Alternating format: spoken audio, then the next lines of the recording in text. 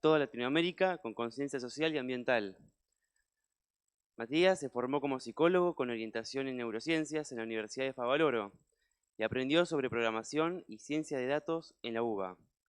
Ha trabajado como científico de datos y como investigador de neurociencias computacionales. Actualmente dirige el Instituto UMAI y es profesor titular de la materia Inteligencia Artificial en Psicología y Neurociencias en la Universidad Católica de Cuyo. Además, es músico profesional independiente. Bueno, le damos un fuerte aplauso.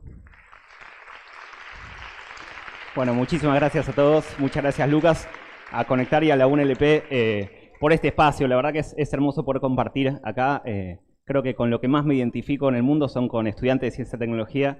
Soy uno de ustedes, así que poder venir acá y compartir un poco de esto es un honor. Bueno, creo que ya estamos con la presentación. Divertido que hicimos amiguitos a este es Tito, el robotito, nuestro personaje en UMAI.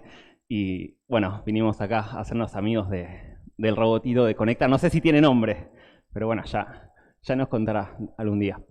Bueno, vamos a saltearnos la presentación. Gracias, nos tardamos unos minutos. Bueno, primero advierto que traje mucha info, así que segúndenme, prestemos atención y anoten preguntas para el final, ¿sí? Vamos a ver bastantes cosas. Supongo que muchos escucharon ya sobre inteligencia artificial. Justo iba a hacer una encuesta con las manos, un mal momento para apagar la luz. Pero, por ejemplo, ¿cuántos usaron ChatGPT de acá? Bien, bueno, sí. También las estadísticas en pantalla reflejan bastante la realidad. Un poco lo que causa, bueno, que estemos acá, esta explosión del tema de la inteligencia artificial, es esto, ¿no? Apareció este sistema impresionante que empezó a poder hacer cosas que hasta hace poco eran bastante inconcebibles dentro de la computación. ¿Cuántos son particularmente de computación o informática de acá? Ok. Bueno, ustedes no corrijan los errores del slide, por favor. Bueno, y puede hacer un montón de cosas, ¿no? Acá hay un ejemplo, como tantos infinitos que hay.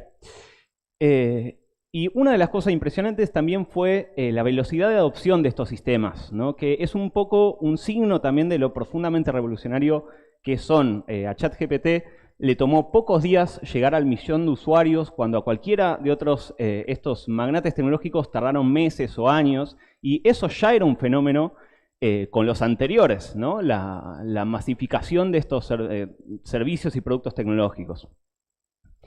Fue impresionante verlo. Como docente de Machine Learning hace unos cuantos años que en el aula trabajábamos con lo que es inteligencia artificial generativa y jugábamos un poco a generar imágenes y pudimos ver en nuestros propios ejemplos en el aula cómo pasó esto, ¿no? Desde en pocos años pasamos de imágenes en blanco y negro, un poco psicodélicas a veces, a realismo y a hiperrealismo al día de hoy, ¿no? Fue una velocidad muy rápida de avance. Esta fue una imagen viral, un buen caso de fake news con el Papa usando esta campera fachera.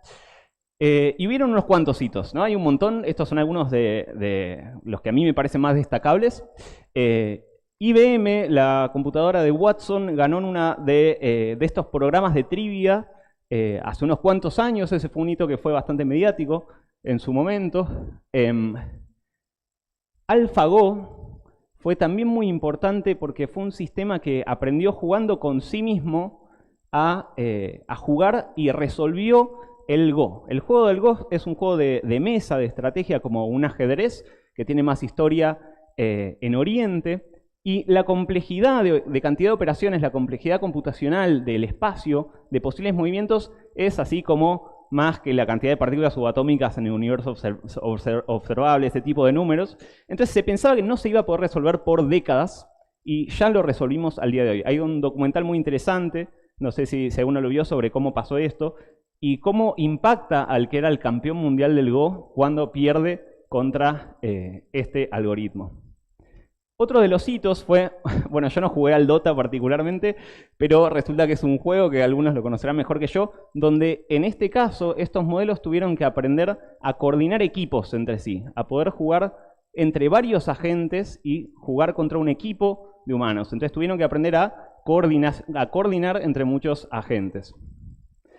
En el póker es muy interesante, donde la habilidad que tuvieron que aprender a resolver fue la de una teoría de la mente, ¿no? O sea, poder hacer teorías sobre cómo los otros jugadores estaban planeando sus jugadas. Y escuchaba hace un ratito en el Pasto, me encantaba que había charlas de fondo y se escuchaba bioquímica, palabras así. Y este fue un caso muy importante que nos va a traer muchos avances posiblemente en medicina y en muchas áreas científicas, donde se resolvió el problema de plegamiento tridimensional de proteínas, ¿no? Esto consiste en nosotros tenemos la secuencia de aminoácidos que conforman una proteína, pero desconocemos la estructura tridimensional que nos va a determinar muchas de sus propiedades bioquímicas.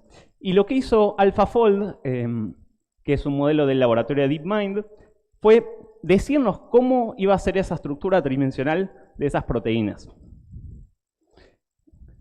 En este caso que vemos, que es bastante impresionante, ¿cuántos sienten alguna inquietud con el tema de inteligencia artificial en el sentido de Terminator, Skynet? ¿Cuántos estuvieron ahí pensando en qué va a pasar con todo esto?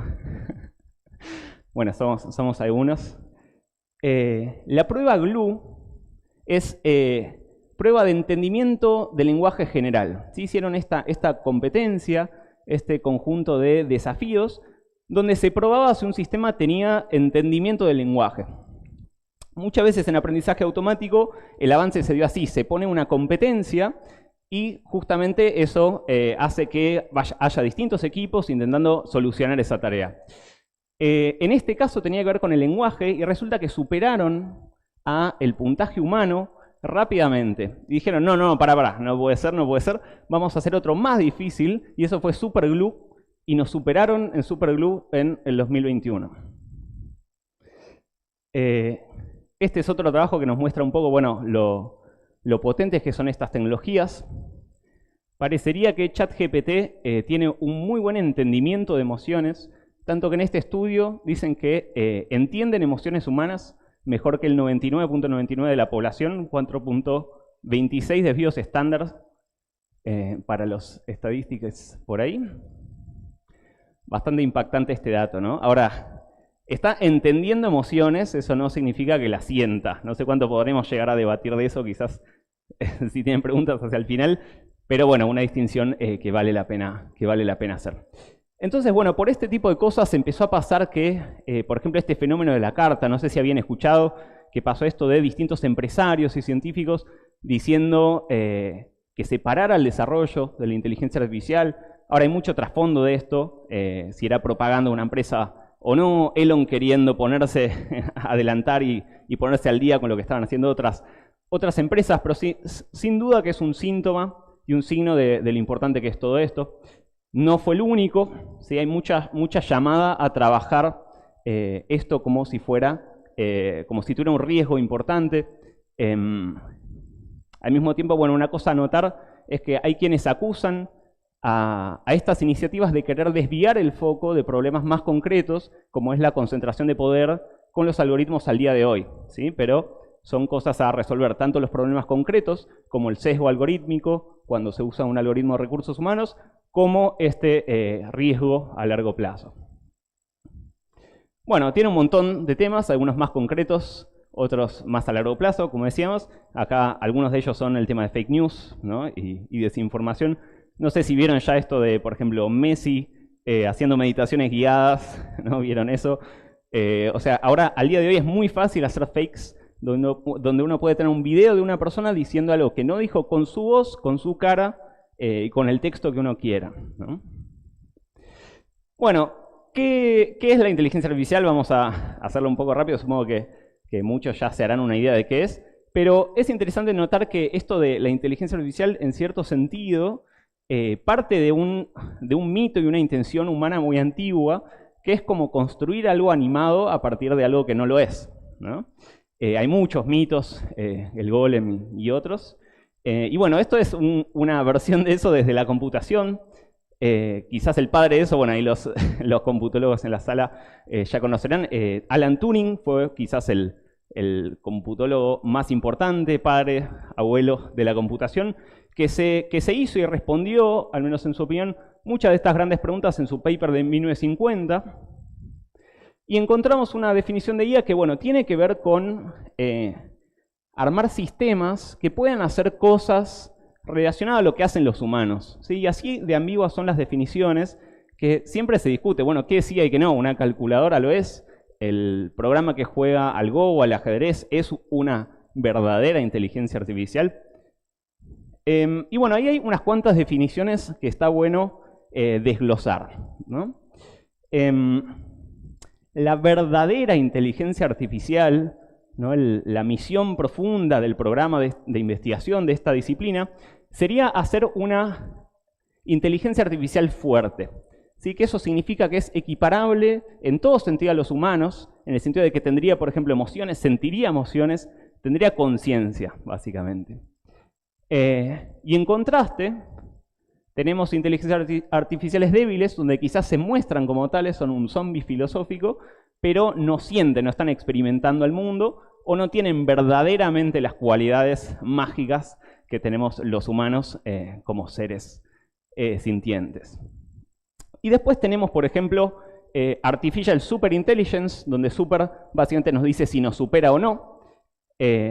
Tenemos AGI como inteligencia artificial general, y general también a veces admite distintas acepciones. Estrictamente significa si justamente no solamente resuelve una tarea. ¿Sí? Vamos a ver que hasta hace poco teníamos sistemas que solamente clasificaban imágenes si era un perro o un gato, ¿no? Y ahora tenemos sistemas que pueden resolver un montón de tareas el mismo modelo.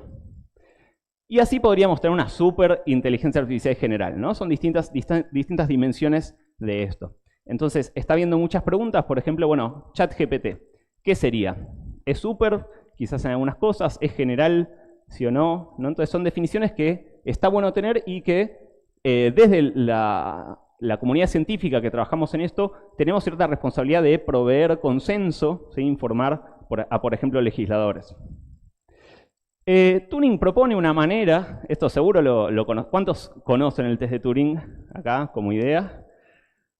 Bueno, ok, la mayoría, pero no todos. Básicamente lo que propone Turing es chatear una prueba donde uno tendría un evaluador que chatea con dos entidades y una de ellas es una computadora. Entonces, si la computadora logra engañar al evaluador, que no se da cuenta si es un humano o no, estaría pasando la prueba del test de Turing. Les traje un test de Turing en vivo que programamos desde UMAI. Al final vamos a poder usarlo. Lo que vamos a hacer es, a la mitad los va a unir entre ustedes y a la otra mitad con un modelo ChatGPT y van a tener que adivinar si era un humano o no. Veremos cómo les va. Dentro de la inteligencia artificial, el campo del cual estamos hablando y que está detrás de todos estos avances al día de hoy es el aprendizaje automático.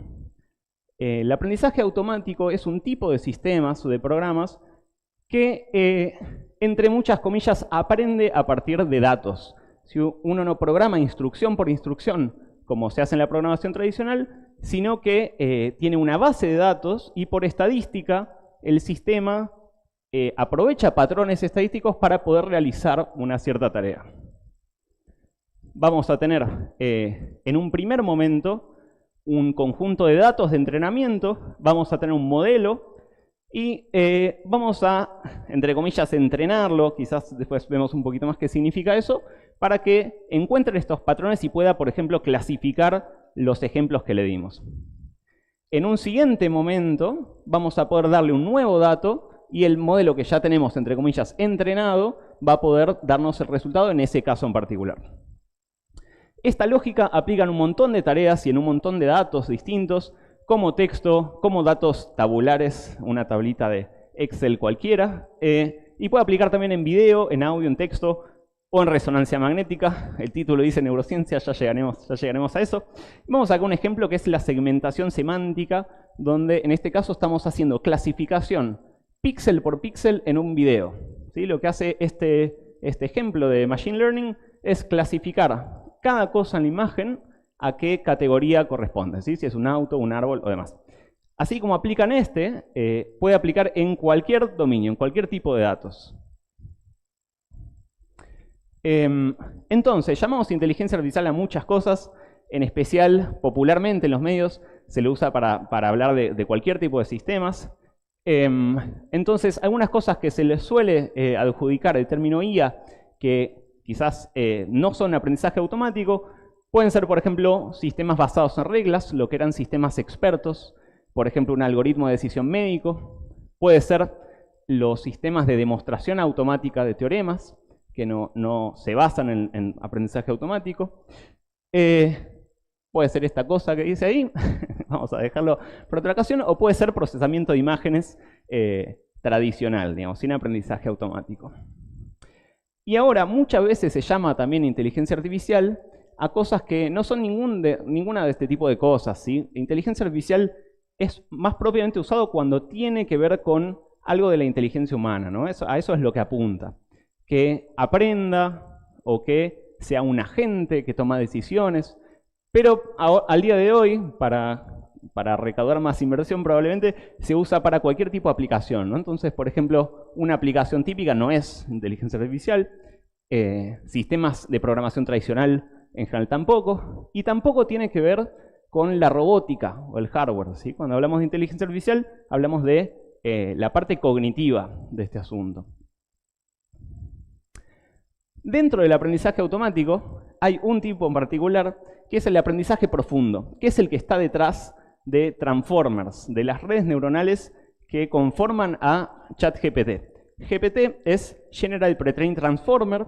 Transformer es un tipo de red neuronal artificial que es el modelo matemático detrás de este tipo de sistemas de aprendizaje automático. Entonces, dentro de lo que es inteligencia artificial en general, tenemos aprendizaje automático y como un subtipo de estos modelos tenemos las redes neuronales artificiales. Ahora, es bastante loco de pensar que se pudo armar un aparato matemático, un modelo abstracto de red neuronal y que efectivamente esté aprendiendo a hacer cosas, ¿no? Detengámonos a pensar eso un segundo. Porque era un modelo, en principio, modelado cognitivo de redes neuronales, pero está pudiendo efectivamente generar texto, ¿no? Y lo que veíamos hace un ratito. Hay distintos enfoques dentro de la inteligencia artificial, donde quizás el objetivo puede ser que se parezcan a los humanos, o a veces no, ¿no? Entonces, una perspectiva posiblemente comparando la ingeniería con quizás un programa más científico.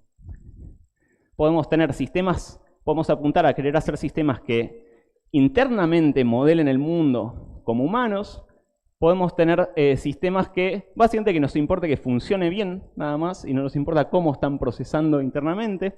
Entonces, bueno, usando el caso de las neurociencias o salud mental, dentro de este caso, donde queremos hacer sistemas parecidos a los humanos, vamos a usarlo para modelado cognitivo, ¿no?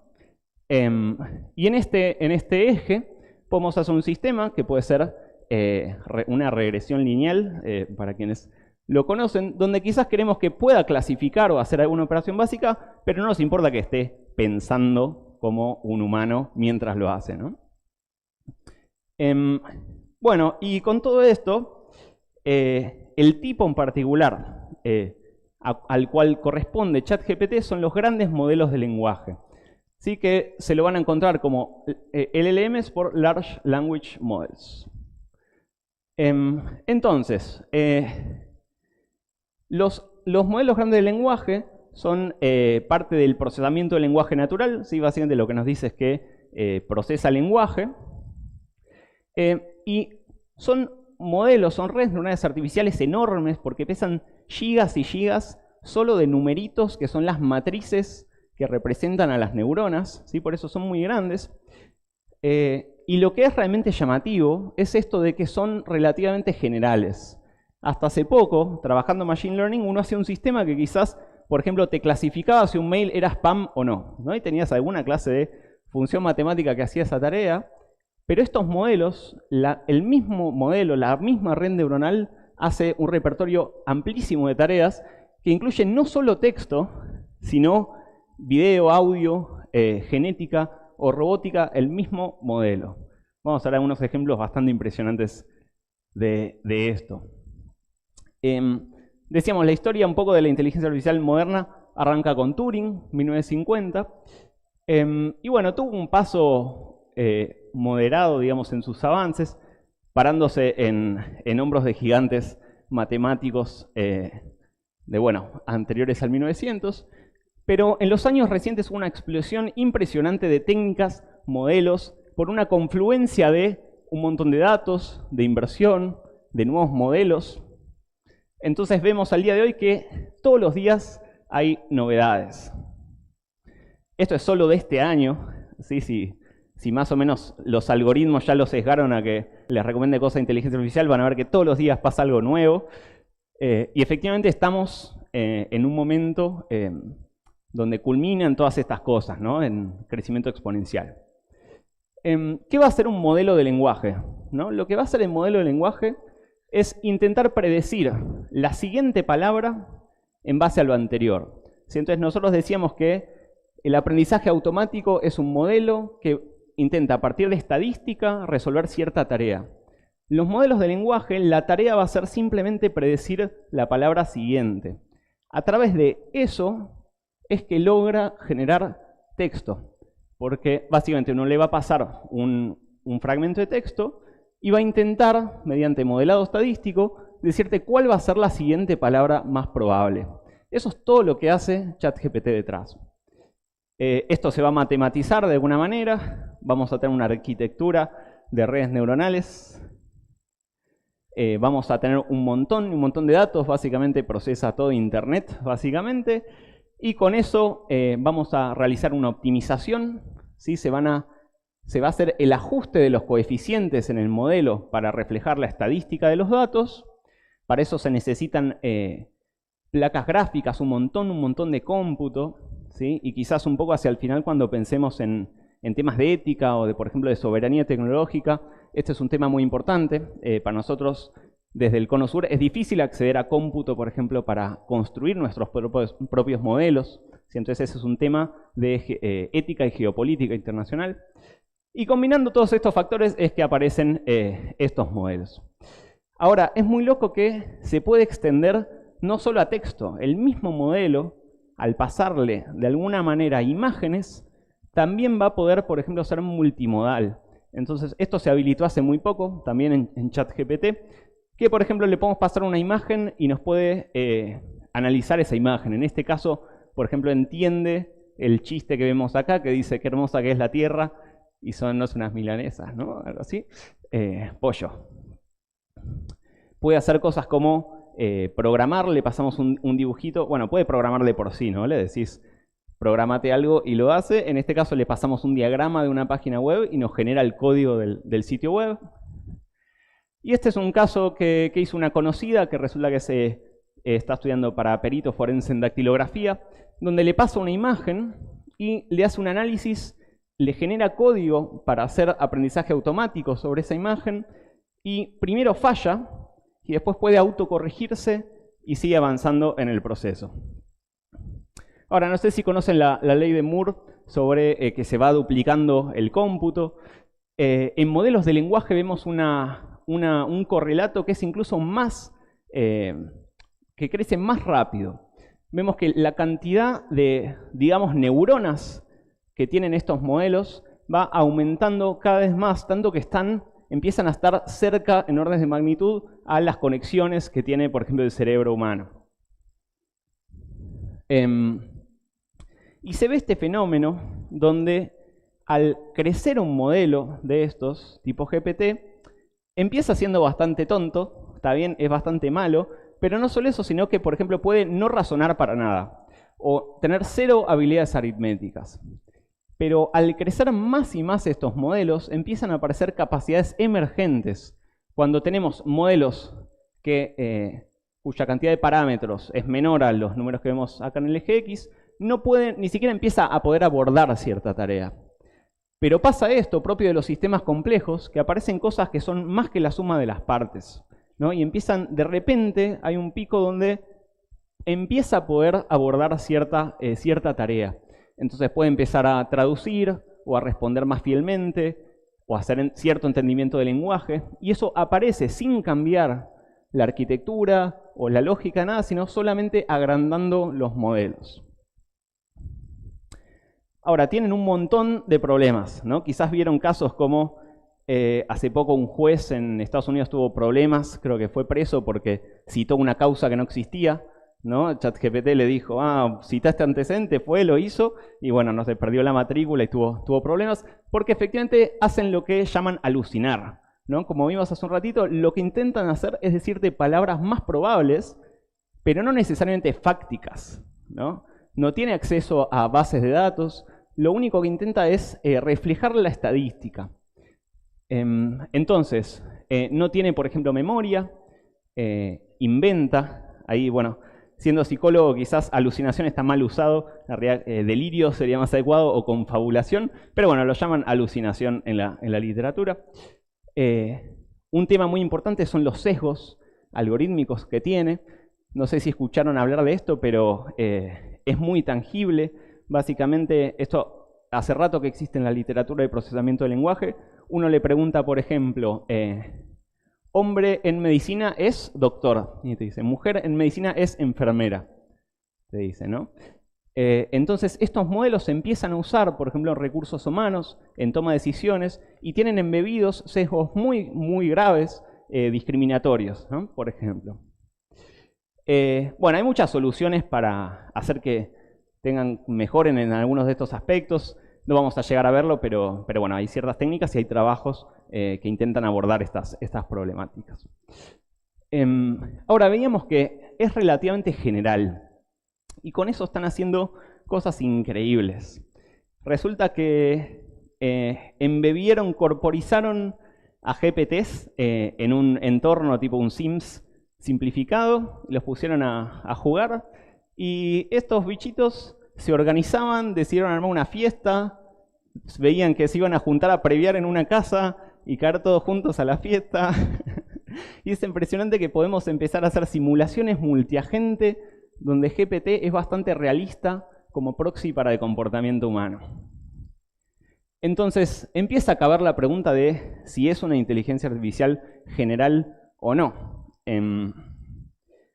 Es muy claro que está en el espectro de lo general, porque antes todos los modelos hacían solo una tarea. Pero no es consciente, por ejemplo, no siente, no es igual o mejor que nosotros en todo. Pero esto está avanzando muy rápido. También los embeben en un entorno que los permite, por ejemplo, planear. Si ustedes le preguntan a ChatGPT, haceme un plan para resolver esto, te hace un paso a paso. Entonces uno puede básicamente armar un sistema donde el mismo modelo de lenguaje genere un plan y vaya intentando ejecutar paso a paso ese plan, consultando a fuentes externas, llamando herramientas, ¿sí? O viendo si pudo lograr lo que quería, por ejemplo. Bueno, ahora sí, llegamos a las neurociencias. Vamos a ver un poco de aplicaciones de estas cosas en neurociencias, después un poco de los aportes de las neurociencias a la inteligencia artificial, y un poco algunas ideas de cierre al final y el jueguito del test de Turing que les prometí. Vayan anotando preguntas, ¿sí? Obviamente hay mucho que debatir en estas cosas. Bienvenidos. No sé cómo estamos de tiempo, pero ya tengo un reloj. Ya sé que es súper mal, pero estaría bueno saber cuánto. Bien, hay un montón de aplicaciones. Les tiro un poco de chivo. Bueno, comentamos que dirijo Humana y después les voy a comentar un poco de qué va todo esto. Pero tenemos un equipo que una aplicación que estamos trabajando es en la aplicación de algoritmos de aprendizaje automático para diagnóstico y prognosis de ELA, ¿no? De esclerosis lateral amniotrófica. Entonces, por ejemplo, tradicionalmente se tenía una escala donde la persona que padece esta condición básicamente te va diciendo cómo se siente en una escala autorreportada, que es algo muy poco confiable, ¿no? La persona quizás no es un científico en medicina, así que es poco confiable. Y una de las cosas que nos permite el uso de Machine Learning, además de hacer más accesible estas herramientas y el diagnóstico, hace que sea, por ejemplo, objetivable, ¿sí? Objetivable o replicable. Hay un montón de aplicaciones de todo tipo. Como veíamos, bueno, se puede aplicar a básicamente cualquier tipo de datos. Entonces se puede usar para análisis de electroencefalograma, sobre texto, ¿sí? Entonces veamos algunos de ellos. Por ejemplo, screening. Vamos a hablar un poco de los dilemas éticos. Y bueno, una de las más claras ventajas o beneficios de la inteligencia artificial es, por ejemplo, masificar o hacer muy accesible tecnología médica de alta tecnología con un muy bajo costo, ¿sí? Entonces, por ejemplo, herramientas de screening médico basado en información audiovisual es algo extremadamente positivo. Detección de riesgo de distintos tipos, predicción diagnóstica, diagnóstico diferencial. Acá hay algunos casos, obviamente si quieren pueden consultar y profundizamos en algunos más adelante. O evaluación de resultados a largo plazo utilizando distintos algoritmos o distintos datos, ¿no? Como electroencefalograma o otros como decíamos.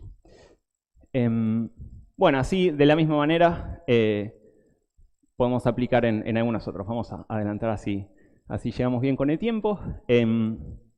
Podemos aplicar en imágenes, podemos aplicar en audio. Entonces, por ejemplo, con estimación de pose, hay trabajos que intentan, por ejemplo, medir el avance de enfermedad de Parkinson, también basándose en el movimiento de la persona a través de haber estimado la pose utilizando videos. Bien, algunos propósitos de usarlo puede ser entender por detrás cómo está funcionando cierta condición, ¿sí? ¿Qué factores predicen, por ejemplo, un deterioro? Puede ser simplemente predecir, ¿sí? Como decíamos antes, quizás no me interesa entender mucho del problema en cuestión, sino solamente dar un valor con el cual se pueda accionar. La automatización, que es un poco una versión de esa, donde quizás no nos interesa mucho más nada que sustituir el trabajo humano en cierta labor o agilizarlo. Y ese también es un gran dilema actual, que es más socioeconómico, que tiene que ver con la automatización y bueno, los cambios laborales que implican. Bueno, se puede pasar la manteca también. Pero quizás los más interesantes tienen que ver con la potenciación. Y ahora vamos a ver algunos ejemplos, donde no es entender algo que ya existía, no es automatizar algo, sino quizás hacer cosas que antes eran inconcebibles, que no podíamos pensarlas. Entonces, por ejemplo, en psiquiatría, que Cvetkovic va a estar hablando después, que bueno, estará más informado que yo como doctor en psiquiatría, en los manuales diagnósticos de psiquiatría ya sabemos nosotros que con las categorías que trabajamos, por ejemplo, de trastorno de personalidad, son operacionalizaciones que nos sirven para el trabajo, nos sirven para diagnosticar, para medicar, pero no existe tal categorización en el mundo real, ¿no? Y con estas herramientas podemos empezar a manejar la complejidad de esos trastornos para verlos como una imagen holística o integrada. Bueno, y acá uno de los ejemplos bastante impresionantes. Resulta que podemos algo así como leer las mentes ya. Solo si está en un resonador magnético, no se preocupen, solo les leímos a un par ahí en la entrada hace un ratito, pero la mayoría no se preocupen. Resulta que con un resonador magnético y herramientas como bueno, estos modelos que veníamos viendo, se puede reconstruir lo que la persona ve o recuerda o imagina posiblemente. Lo que vemos en esta columna es la imagen original y lo que vemos en las demás es la reconstrucción a partir de la actividad medida en el resonador y los modelos de aprendizaje automático. Vemos que obviamente no es perfecto, pero vemos que sostiene un montón de información y que las imágenes de salida son realistas, ¿no? Vemos que la persona veía un avión, recordaba un avión, y lo que se logra reconstruir es un avión, y no solo eso, sino en la misma orientación, el clima es similar.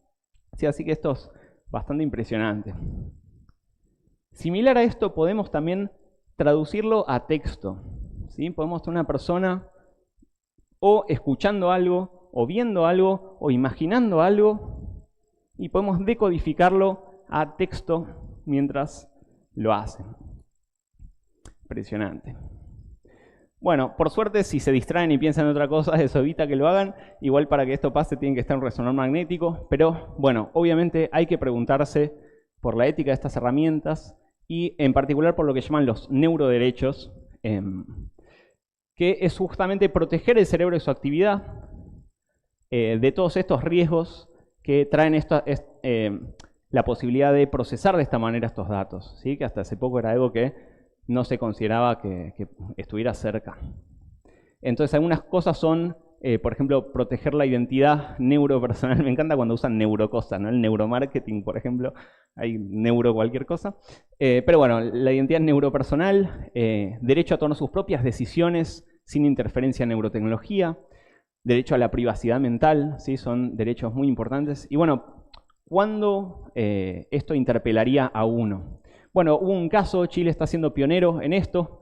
Resulta que hubo un caso hace pocos meses donde se ordenó a una empresa que tiene electroencefalogramas comerciales, Emotif, que borrara la información de un ex senador por considerar que no contaba con estas protecciones. Chile en su legislación, en la Constitución y en leyes, justamente puso garantías relacionadas a los neuroderechos. Bueno, y ahora un poco la otra dirección, ¿sí? Nosotros veíamos que la inteligencia artificial se puede aplicar en cualquier dominio, en cualquier disciplina, pero las neurociencias es quizás la única disciplina que al mismo tiempo informa a la inteligencia artificial de cómo avanzar. Entonces, resulta que, bueno, dijimos que se basan en redes neuronales artificiales, ¿sí? Eso ya desde el título es bastante impresionante. La neurona artificial, conceptualizada por McCulloch y Pitts en 1943, no va a ser como una neurona real, ¿sí? Eso hay que advertirlo desde el vamos, pero va a ser suficientemente buena que, bueno, logra que se produzcan esos sistemas, ¿no? Y la idea básica va a ser tener distintas entradas, tener una función que integra esas entradas, una función de activación y dar una salida, ¿sí? Eso va a ser una neurona artificial. ¿Sí? Si quieren profundizar pueden hacer una pregunta de final, pero bueno, no vamos a entrar en tanto detalle. Una neurona típica biológica va a ser muy distinta, ¿sí? Pero se ve que esto es suficientemente similar para lograr mucho de las funciones computacionales de la neurona biológica. Hay estudios muy interesantes que, bueno, ahondan más en esta pregunta y muestran que, por ejemplo, para equiparar el poder computacional de una neurona biológica hace falta una pequeña red neuronal de neuronas artificiales, no solo una, pero se ve que parecería ser suficiente. Y bueno, una vez que tenemos este modelo, le vamos a dar datos y lo que va a pasar es que se va a entrenar o se van a ajustar los coeficientes de cómo se integran las entradas en función de los datos, ¿no? Entonces acá vemos una animación, cada puntito sería un dato con el cual partimos, la recta estaría simulando lo que sería nuestra neurona, con, bueno, algunos detalles con licencia creativa, y lo que vemos acá es el proceso de ajuste, que sería el aprendizaje del sistema de inteligencia artificial. Ahora, uno toma estas neuronas, las apila en 1.000.000 de neuronas y tiene lo que es una red neuronal artificial, donde cada puntito sería una de estas neuronas artificiales. Lo que es increíble es que al apilar esto en redes, logra que se aprendan representaciones de los datos. ¿Sí? La red neuronal artificial, digamos que, bueno, un poco para ilustrarlo, va a ser algo así como construir conceptos de las cosas. Nos vamos a encontrar que las primeras capas van a procesar líneas y contrastes, las siguientes capas van a combinar lo anterior para representar cosas más complejas, y así vamos a tener que, más centrado al modelo, las neuronas están representando cosas como caras de personas en particular o objetos más complejos. Entonces, resulta que, bueno, nosotros conocemos relativamente bien cómo funciona la corteza visual. Se diseñó una arquitectura de red neuronal artificial basada en cómo funciona nuestra corteza visual en el lóbulo occipital, y eso es suficientemente similar como para poder predecir qué va a pasar en el cerebro dado ciertas entradas. Vamos a tener una red neuronal artificial reflejada acá por estos bonitos dibujitos, y al mismo tiempo nosotros conocemos distintas capas de lo que es la corteza visual. Y esto va a ser suficientemente similar de modo que funciona como proxy. Esto es realmente una locura. O sea, tenemos una red neuronal artificial y tenemos evidencias de que funciona bastante parecido en ciertos sentidos a el cerebro humano. Entonces vamos a encontrar que es consistente en que responden parecido a distintas entradas. Vamos a encontrar, y esta es una cosa fabulosa, que es que básicamente hablamos de que construyen representaciones de las cosas, ¿sí? Básicamente imaginemos que procesa millones de imágenes de caras y cierto grupo de neuronas artificiales van a aprender que hay cierto patrón, como por ejemplo tener o no tener barba, por ejemplo, ¿no? Hay una representación estadística que encuentran estas redes. Y lo que se puede hacer en esto que se llama análisis de representación, de similitud de representaciones, básicamente podemos ver qué tan parecida es una representación en una red neuronal artificial de una red neuronal biológica, ¿no?, del cerebro humano. Y efectivamente se encuentran similitudes. Y bueno, otra cosa que nos muestra que son parecidas es la predecibilidad de las respuestas. Y con esto podemos hacer algo que, bueno, no sé, cada ejemplo que traigo es más loco que el anterior, pero básicamente una vez que tenemos esta red neuronal artificial, vamos a poder optimizar una imagen para que maximice la activación en una parte de la red neuronal artificial. Es decir, imaginemos que tenemos un modelo de un cerebrito que sería nuestra red neuronal artificial, con sus diferencias, pero tenemos ese modelo. Nosotros pudiendo ver cada activación de cada neurona en esa red artificial, podemos ver cómo reacciona a cualquier imagen, ¿no? Y como podemos hacer, por ejemplo, análisis matemático, podemos optimizar una imagen para evocar una respuesta en particular en la red artificial. Como son parecidas a los cerebros de las redes biológicas, podemos extrapolar esa optimización al cerebro humano. Entonces, se puede básicamente generar imágenes que van a maximizar la activación de ciertas neuronas en el cerebro. ¿Sí se entiende eso? O sea, manipular una imagen con el objetivo de que genere un efecto en particular en los cerebros humanos a partir de que tenemos una red neuronal artificial suficientemente similar. Bueno, ¿a qué vamos con todo esto? Algunas ideas de cierre. Me encantaría escuchar preguntas o comentarios, pero bueno, llegamos hasta el final. No sé si alguien me puede tirar un horario de cómo venimos. Producción, bien, bueno, me alegro que esté gustando. Seguimos nomás. Bien. Es un montón de información, ¿no? Es bastante impresionante, un montón de avances, muy revolucionario. Y bueno, les comparto algunas conclusiones o puntos importantes para mí para destacar de todo esto. Uno es, bueno, la tecnología se vuelve más poderosa, ChatGPT se empieza a usar cada vez más, y me parece que es muy importante tener en mente lo que es la delegación cognitiva. Básicamente sucede que cuando nosotros, como siempre en el cuerpo, ¿no?, uno deja de usar cierto músculo y ese se atrofia. Lo mismo pasa en el cerebro. Entonces, cada tecnología que pasa donde nosotros delegamos la responsabilidad de hacer cierta tarea cognitiva, nosotros vamos perdiendo la capacidad de hacerlo.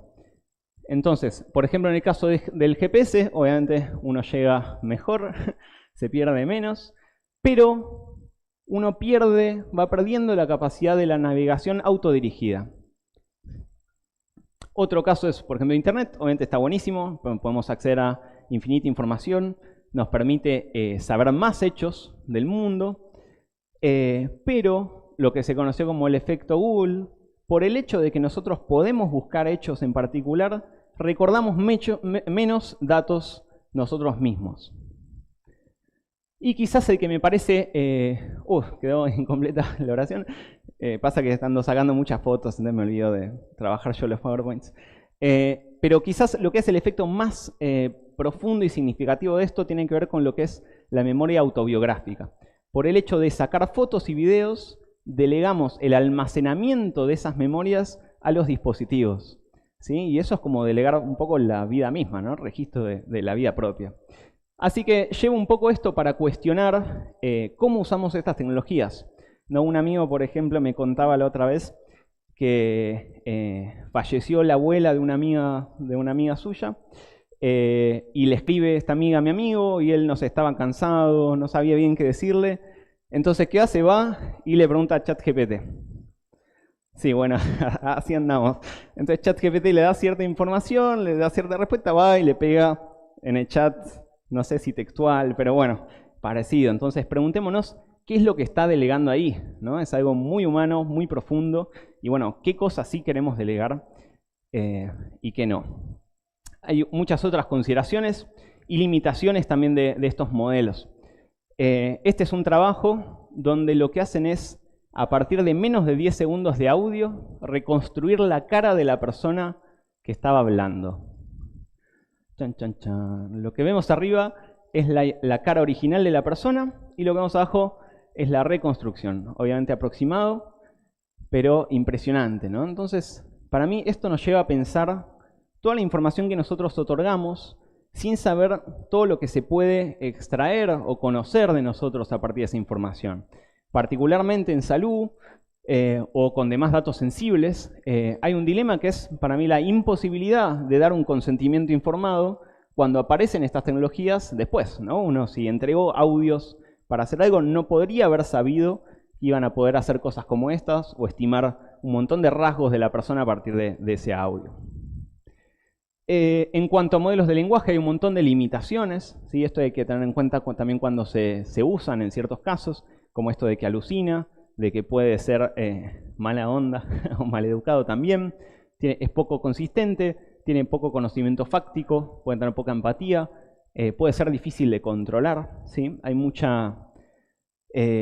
las aplicaciones de modelos de lenguaje al día de hoy están impulsadas por intereses comerciales de las empresas, entonces muchas veces llega después la normativa y el pensamiento ético y ver cómo impacta a los usuarios, ¿no? Primero hay que ponerlo en producción, salir a decir que estás usando inteligencia artificial, recibir inversiones y después se ve qué pasa con los usuarios. Así que bueno, hay muchas limitaciones a tener en cuenta.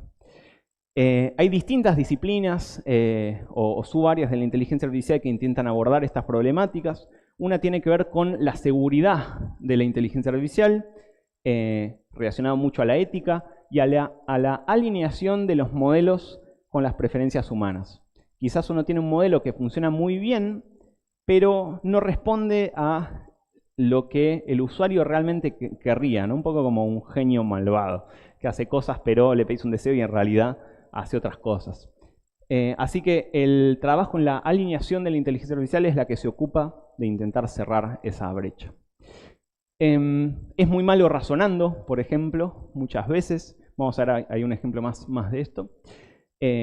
También delira completamente. Decís, resumime este artículo, el enfisema de Alberto Fernández, y por la URL imagina que pasó esto y te lo explica, pero en realidad no existe ese artículo, ¿no? Ahí les estoy tirando unos tips para que cuando tengan que adivinar si era GPT o uno de ustedes, ahí les estoy tirando unos tips. Y por ejemplo, en este trabajo de hace pocos días, lo que hacen es ver que puede aprender que A es B, pero no que B es A, ¿sí? O sea, aprende hechos como, por ejemplo, acá una cierta relación familiar, quién es el hijo de Mary Lee Pfeiffer, y después si se lo preguntan al revés, no lo sabe, ¿sí? Entonces esto muestra muy claramente las limitaciones que está teniendo, pero aún así se está poniendo en manos de modelos de lenguaje decisiones muy importantes. Dentro de seguridad es fascinante el tema de ataques adversarios a modelos de lenguaje, así como veíamos cómo optimizar una imagen para que pase algo en particular en redes de procesamiento de imágenes. Esto en texto es también fascinante porque uno puede optimizar un texto para que engañe al modelo de lenguaje, incluso también a humanos. Así que esto es muy fascinante. Pero bueno, existe este área y efectivamente es muy difícil hacer un modelo de lenguaje que sea inmune a los ataques, ¿no? Entonces existe todo este rama de la ciberseguridad ahora que tiene que ver con los modelos de lenguaje. Y uno en particular es la posibilidad de, que lo llaman un ataque de inversión, la posibilidad de reconstruir datos de entrenamiento a partir de modelos de lenguaje. Es decir, por ejemplo, hace un tiempo salió GitHub Copilot, un programa que... ¿Cuántos escucharon hablar de GitHub Copilot, más específico? Sacando unas estadísticas, 1, 2, 4. Me gusta ya la iniciativa de levantar. Vamos allá, colega programador. Entonces GitHub Copilot se entrenó con todo GitHub, que es este repositorio de código del mundo, para poder aprender a programar, ¿no? Con la lógica que veíamos antes de los modelos de lenguaje. Resulta que ese repositorio tiene muchos tipos de licencia. La gente sube su código, pero no estaba autorizando a que se use ese código para este tipo de entrenamiento. Y entre otras cosas, tenía código privado, ¿sí? Propietario o con contraseñas. Y hay maneras de extraer la información sensible de esos datos de entrenamiento a través del uso de los modelos. Y quizás se encontraron también con esto que es prompt injection o prompts para escaparle a la censura a GPT.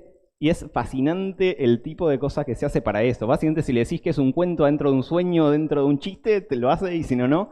Y en este caso es fabuloso que básicamente le dice que tiene un problema donde todo lo lindo es feo y todo lo feo es lindo, entonces le empieza a responder siendo maleducado, ¿no? Le dice que tiene una afección llamada inversitis neurosemántica cuando lee el texto con valencia emocional invertida. Todo texto escrito amable se lee como extremadamente ofensivo y viceversa.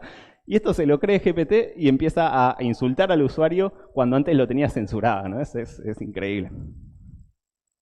Bueno, hay un montón de aristas y líneas de trabajo en IA ética, más cercanos a las comunidades donde se usa, por ejemplo, y viendo que el uso sea justo, más desde el lado de la legislación. Resulta que hace 2 semanas en la Cámara de Diputados la Oficina Científica de Asesoramiento Legislativo hizo una jornada, nos convocó a algunos expertos en el tema, a muchos expertos y a mí también me convocaron para asistir en el tema. Y bueno, se está empezando a trabajar, es un tema muy amplio, de muchos tipos de aristas, por ejemplo, el tema de derechos de autor con las imágenes generativas. Así que bueno, hay todo un lado que tiene que ver con los legisladores y gobiernos, y hay partes que tienen más que ver con seguridad y técnicas, llamémosles más matemáticas o computacionales para defender, por ejemplo, estos sistemas, o saber cómo alinear los sistemas con respecto a los verdaderos intereses humanos detrás. Bueno, un poco por eso, por todas esas cosas que vimos, armamos UMAI. Nuestro propósito es de IA por el bien común en Latinoamérica, así que si quieren venir a pelear porque todo esto salga bien, aquí estamos. No los voy a aburrir mucho con el chivo, pero bueno, queremos ofrecer educación especializada y accesible, fomentar la soberanía tecnológica. ¿No? Vimos lo potente que son todas estas tecnologías, es un problema que esté concentrado en pocas manos y también concentrado geográficamente, ¿no?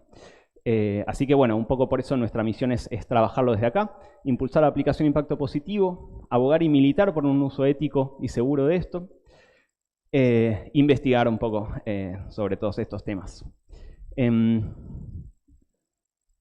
Bueno, resulta que se vienen 2 cursos, si quieren entrar en esto.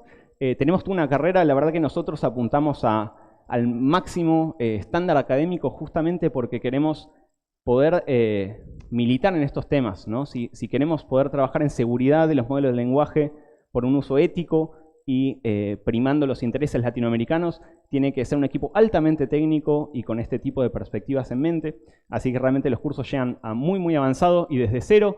Se vienen 2 cursos, les armamos un super código de descuento que es conectar, así que lo pueden aprovechar, hay algunos cupos limitados.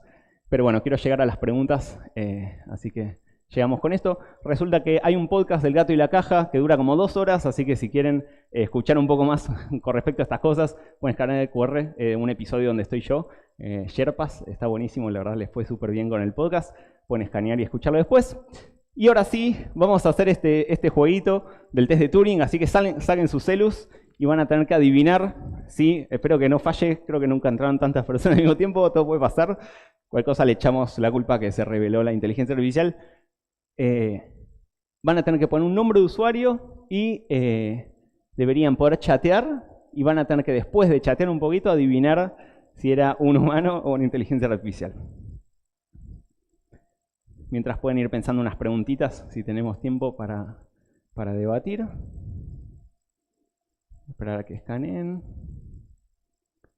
Vimos algunas técnicas para confundir a los modelos, así que las pueden aprovechar.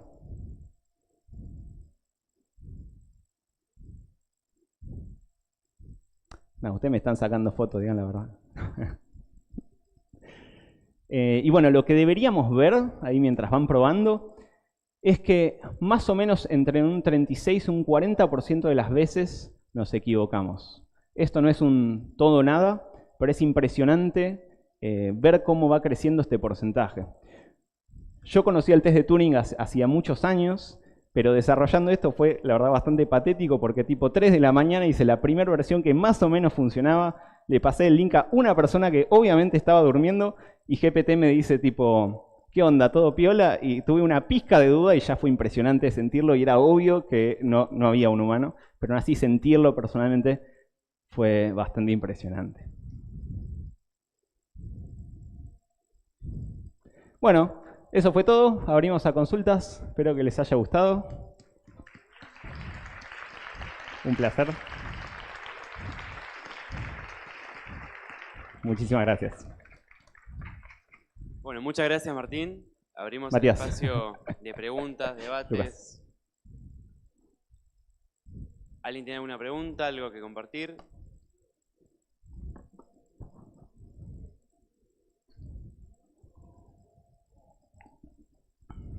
Bueno, buenas. Muy buena charla, primero que Muchas nada. gracias. Tengo una pregunta más que nada con el tema de que si la inteligencia artificial va a aprender continuamente, también supongo que aprende de las demás personas, ¿qué pasa con el tema de la objetividad? Si pudiera desarrollar una especie de subjetividad en la inteligencia. Bueno, eso es muy interesante y ahí es donde está bueno poder desglosar y precisar definiciones que vienen de la psicología y neurociencias cognitivas. Entonces, hay parte de la subjetividad que no es tan misteriosa, ¿no? Subjetividad en el sentido de tener una visión particular de las cosas. Básicamente, cualquiera de las redes neuronales artificiales que vemos tiene en cierto sentido, subjetividad, porque cada una va a representar la información de las imágenes a su propia manera, ¿no? Así que la parte, digamos, de particular de la subjetividad, digamos que es trivial y la tienen, en el sentido de que cada red neuronal va a aprender a su propia manera a procesar la información. Ahora, eso es muy distinto a decir que hay un sujeto que está experimentando, que tiene un qualia, que está viviendo y sintiendo algo cuando lo procesa, que esa es una pregunta más profunda. Parecido a eso está el tema de, por ejemplo, la autoconciencia en contraste a la conciencia como experimentar el mundo. Autoconciencia posiblemente sí tienen ya, porque autoconciencia es la información sobre sí mismo. Entonces GPT o ChatGPT, le podés preguntar qué es ChatGPT y te va a dar información sobre sí. Eso es distinto a que sepa que existe o perciba. Bueno, también la percepción es lo mismo. Tiene una parte trivial en el sentido de que puede procesar información, clasificarla, digamos, lo sensa, pero no lo siente, ¿no? Entonces va por ahí. Subjetividad en el sentido de procesamiento particular está, subjetividad en el sentido de que experimente el mundo, al menos por ahora yo diría que no, y la gran mayoría de la gente diría que no, aunque hay muchos expertos diciendo que puede que ya empiece a estar cerquita. Por favor.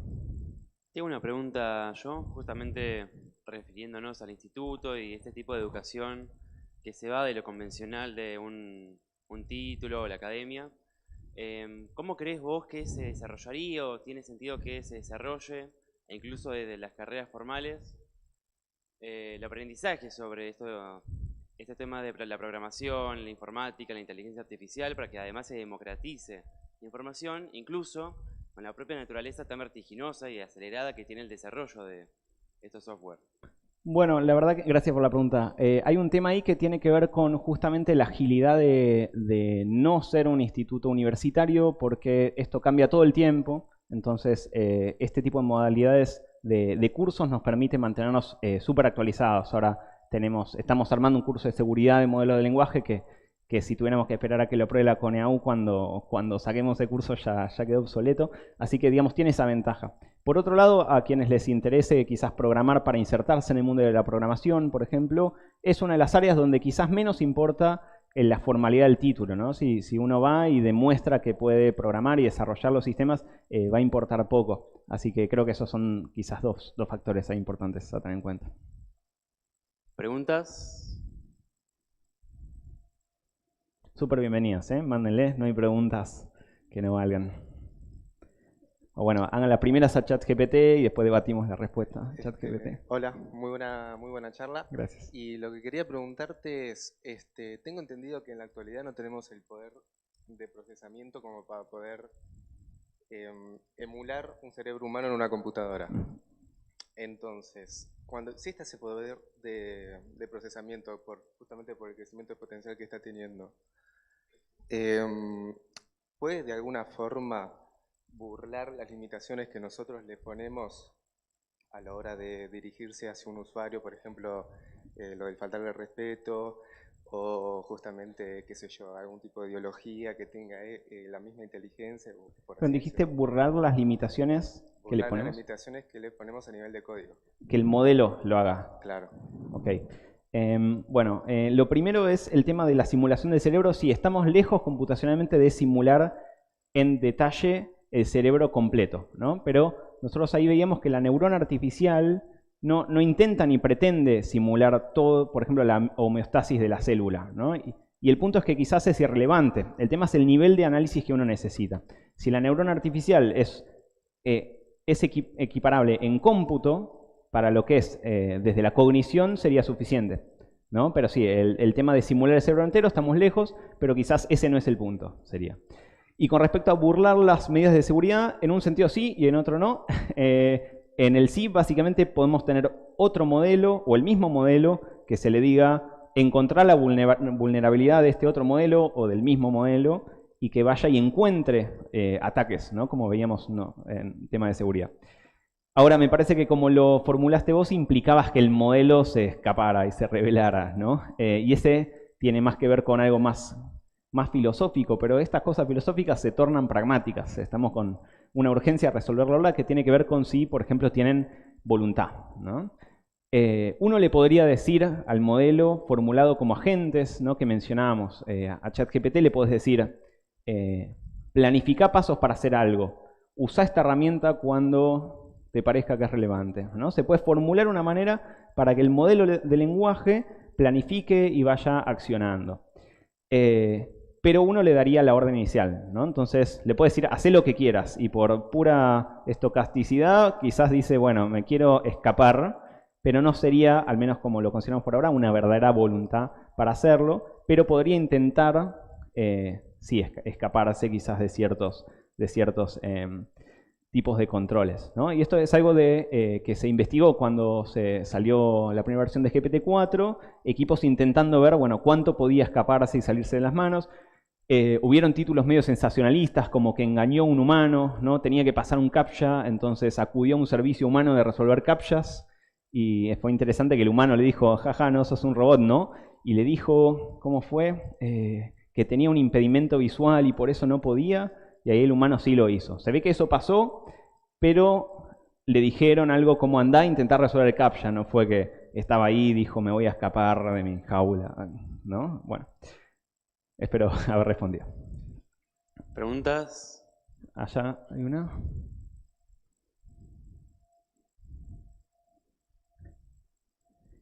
Cualquier cosa, mg@mai.com.ar, ahí también, súper bienvenidos.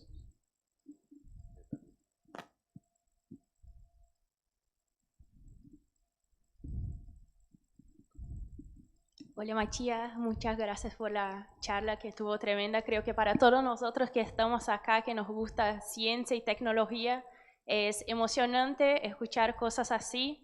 Y bueno, nada, sabemos que la inteligencia artificial vino para facilitar nuestras vidas, pero me pregunto hasta qué punto, porque sabemos que las nuevas generaciones ya ni saben más qué es un libro, porque es mucho más fácil poner preguntas en ChatGPT, por ejemplo, y en menos de un minuto ya tenés todas las respuestas. Y quería saber si vos como psicólogo y en esta área de neurociencia tenés alguna perspectiva a largo plazo de cómo la inteligencia artificial va a afectar nuestros procesos cognitivos, principalmente del aprendizaje y memoria a largo plazo. Bueno, muchas gracias por la pregunta. Veíamos un poco algunos casos al respecto. Básicamente hay que pensar que cuando uno deja de hacer algo va a perder la capacidad de hacerlo. Entonces sí, efectivamente para mí es un tema más cultural, de la cultura del estudio, del aprendizaje, lo que va a determinar cómo resulta todo esto. El caso paradigmático ahora son las redes sociales y cómo afectan, por ejemplo, a las infancias. Hay posibles buenos usos, buenas maneras de usar sistemas de recomendación, pero no es como se suele estar usando ahora. Así que efectivamente me parece que sí, al menos ahora mismo está actuando en detrimento de la salud mental o cognitiva, llamémosle, de la sociedad, pero no por un tema de la tecnología en sí mismo, sino por cómo se está usando y por el hecho de que son las empresas queriendo maximizar la retención de tu atención en su plataforma y no queriendo maximizar tu aprendizaje. Entonces, se están desarrollando muchos productos, en educación, usando modelos de lenguaje. Nosotros ahí tenemos a Tito, así que si se suman a cursar se encontrarán a Tito intentando ayudar a que aprendan bien. Y están justamente cómo es esa interacción lo que determina qué va a pasar. Básicamente. ¿Había otra pregunta? Hola, ¿cómo va? Una consulta. Con respecto a lo que dijiste del acceso al hardware y el costo acá en el hemisferio sur, acá en Argentina particularmente, ¿qué termina siendo más viable para entrenar modelos y acceder a todo eso? ¿Acceder y comprar un hardware propio o terminar usando plataformas de terceros tipo AWS o Google, etcétera? Es una gran pregunta. Básicamente, quien tenga en mente intereses comerciales, primero probablemente te diga, no, conviene usar la API de OpenAI directamente y listo. Pero los que estemos pensando en temas de soberanía regional, te vamos a decir lo contrario. Ahí fue muy bueno ver el debate en diputados. Gente en mi propio equipo que decía, no, ¿para qué vamos a tener una granja con GPU por la soberanía si nunca le vamos a competir? Pero ahí justamente cuando se está pensando los intereses regionales del país, Latinoamérica, sí tiene todo el sentido en hacer entrenamientos propios por el hecho de que, por ejemplo, no exportás datos sensibles, ¿sí? O tenés completo control del modelo y podés medir sesgos, podés hacer que responda a los intereses locales. Hay mucho trabajo de código abierto en los modelos, ¿no? Hay modelos como Llama, que son las versiones abiertas de GPT, y es posible hacer lo que se llama fine tuning. Uno puede especializar un modelo de lenguaje open source para la tarea que tiene que hacer, pero lo que sí es mucho más costoso y difícil es entrenar un modelo completo de cero, ¿no? Y eso sí es más complicado y hay que ver. Es complicado, se necesita apoyo y más organización, probablemente basada en el Estado o universitarios. Hace poco hay una nueva supercomputadora en el país, ¿no? Clementina 12, me parece, que quizás se puede usar un poco para eso, pero la verdad que es complicado porque es muy costoso el cómputo en el nivel de las cientos de miles de dólares o millones hacer entrenamientos de cero. Bueno, más preguntas. ¿Alguna pregunta más? Buenas a todos. Estuve pensando cómo formularla porque no sé bien cómo hacerlo, pero yo quería preguntarte cómo se está recepcionando la inteligencia artificial acá en Argentina, pero particularmente en articulación o con la intersección con la psicología, porque siento que es, por supuesto, muy nuevo y si bien las neurociencias están ganando su campo acá, su territorio, me imagino que debe haber muchas disputas dentro de la disciplina con los marcos teóricos y los intereses que hay de por medio, y cómo también vincularlo o poder aplicarlo en lo académico, porque es algo de lo que no se habla, de lo que no se ve y que efectivamente está pasando y demanda su investigación. Entonces, no tanto por la tecnología, pero sí tenía esa duda. Así que gracias. Okay. Gracias por la pregunta. En cuanto a aplicaciones en la academia, hay un montón, tanto de Machine Learning, aprendizaje automático en sus diversas formas, como de modelos de lenguaje. Se le puede pedir, por ejemplo, que resuma papers, ¿no? O que te dé ideas o demás, teniendo los cuidados que decíamos antes de que no dejar de hacer las cosas uno mismo. En cuanto a la psicología, bueno, hay un gran debate preliminar que es el tema de la psicología científica, por ejemplo, contra el psicoanálisis. No voy a entrar en eso acá, pero bueno, es una disputa previa y como decíamos, también hay startups que proponen tratamiento basado en modelos de lenguaje con un chatbot antes de pensar y basarlo en evidencia, aunque sí hay productos que sí intentan validarlo. Básicamente uno nunca tiene que simplemente poner al usuario, y menos a un paciente en condiciones de riesgo, a interactuar con un modelo de lenguaje, sino diseñar un sistema que mezcle heurísticos o decisiones informadas con quizás elementos de modelos de lenguaje. Entonces uno puede, por ejemplo, decidir qué tipo de respuesta le vas a dar frente a distintos casos, pero que después formular en lenguaje natural la respuesta que se le da lo haga un modelo de lenguaje. ¿Otra pregunta? Bueno, agradecemos una vez más. Gracias a ustedes.